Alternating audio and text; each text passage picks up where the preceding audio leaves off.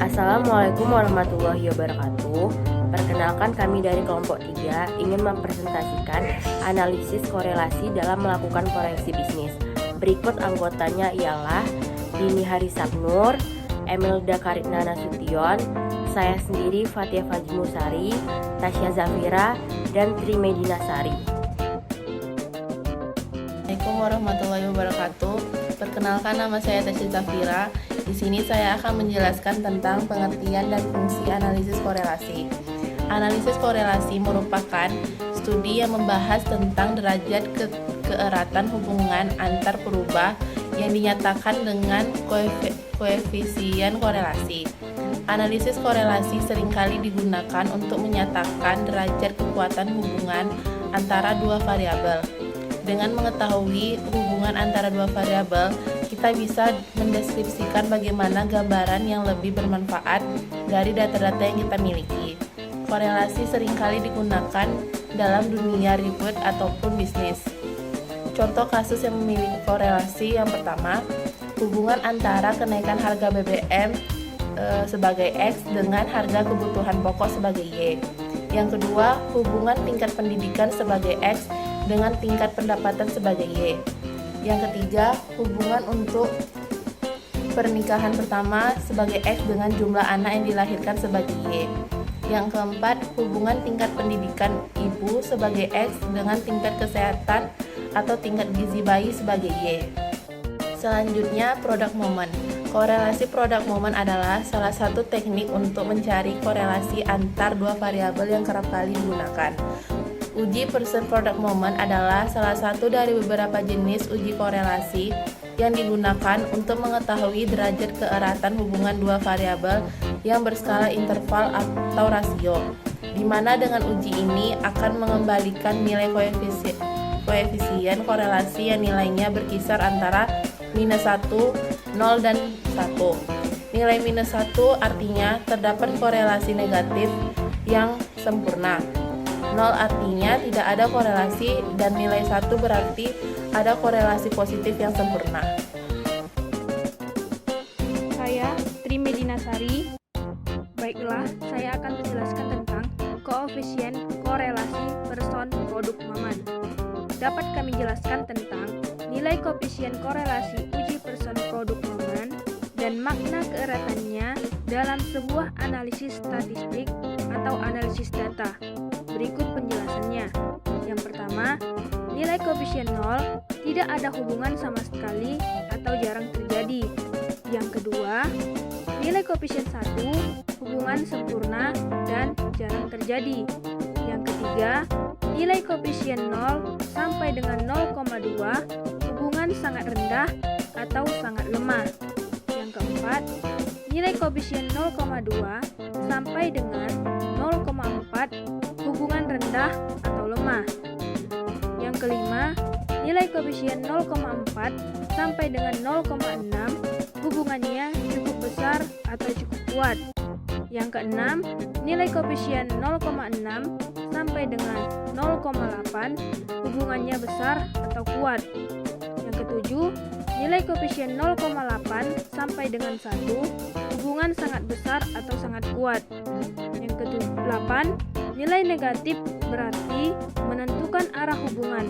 Misalnya, koefisien korelasi antara penghasilan dan berat badan bernilai min 0,5, artinya semakin tinggi nilai penghasilan seseorang, maka semakin rendah berat badannya. Dengan besarnya keeratan hubungan sebesar 0,5 atau cukup kuat. Rumus uji person produk Maman bisa dilihat dari slide rumus dari person produk Maman, di mana RXY adalah korelasi antara variabel X dan Y. X-nya didapat dari XI dikurang dengan X, Y-nya didapat dari YI dikurang dengan Y. Selanjutnya akan dijelaskan oleh rekan saya. Baiklah, saya Dini Harisabnur akan melanjutkan presentasi selanjutnya. Untuk rumus bisa kita lihat dari slide. Untuk keterangannya, yang R merupakan koefisien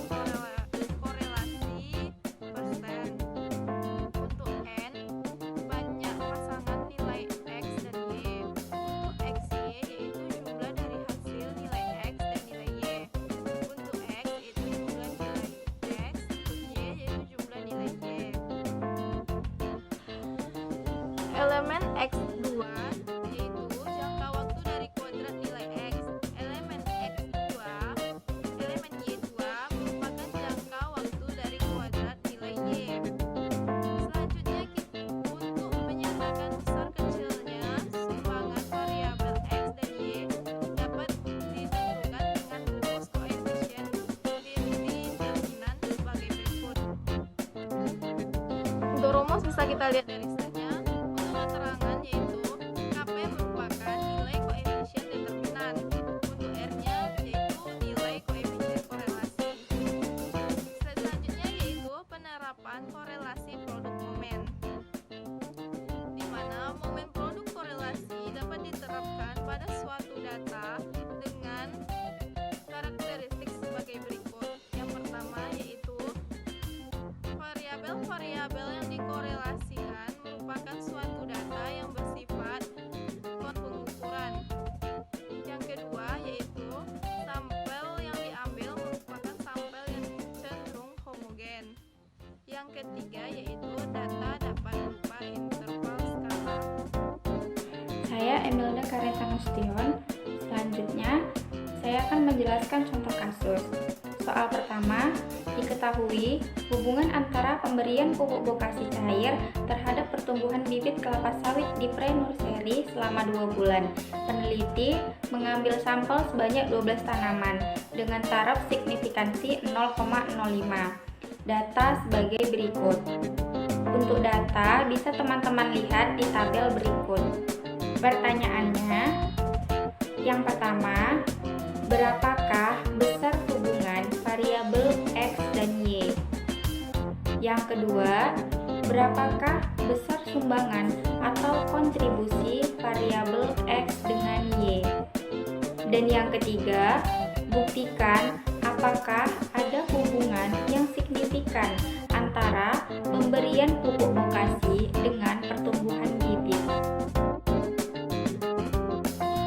Artinya, pengaruh pemberian pupuk bokasi terhadap pertumbuhan bibit kelapa sawit di pre-nursery sebesar 94,09% dan sisanya 5,91% ditentukan oleh variabel lain.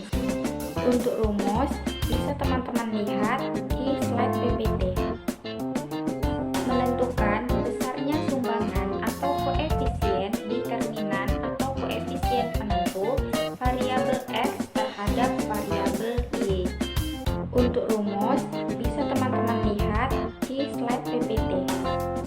Artinya, pengaruh pemberian pupuk bokasi terhadap pertumbuhan bibit kelapa sawit di pre-nursery sebesar 94,09% dan sisanya 5,91% ditentukan oleh variabel lain. C. Menguji signifikan dengan rumus T hitung sebagai berikut. Kaidah pengujian: jika T hitung dari T tabel maka signifikan, jika T hitung dari T tabel maka tidak signifikan. Berdasarkan perhitungan di atas dengan ketentuan tingkat kesalahan yaitu JB sama dengan N kurang 2. Jika dimasukkan angkanya maka 12 kurang 2 sama dengan 10, sehingga didapat nilai dari T tabel sama dengan 1,812 dan ternyata T hitungnya itu lebih besar dari T tabel yaitu 51,98 dan lebih besar dari 1,812. Kesimpulannya adalah korelasi variabel X dan Y atau hubungan pemberian pupuk bokasi terhadap pertumbuhan bibit kelapa sawit di pre-nursery adalah signifikan. Baiklah, demikian video presentasi dari kelompok 3. Mohon maaf